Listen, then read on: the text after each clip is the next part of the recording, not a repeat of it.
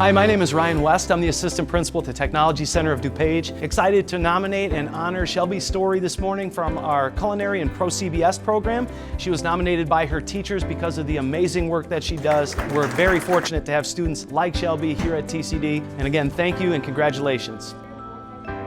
Hi, my name is Chef Britt from TCD. We are excited to have Shelby here at TCD. She's a positive force, and congratulations, Shelby. Hi, I'm Shelby. I'm the Student of the Month for February, and I'm so grateful to have this opportunity to come here and to take baking and pastry last year and culinary this year. My goal, maybe to be a chef in the military. Hi, I'm Dr. Weck, and I'm here today to celebrate and recognize Shelby Storey, who is TCD's Student of the Month. Could not be more proud of all that she's accomplished. She's an outstanding young lady with a bright future, and she represents Westmont High School at the highest level. I cannot be more proud and happy for her. She's been working very hard. She's got great grades at school. She works, currently taking a little hiatus. She's in cheer and she does a great job here. She's on the management team.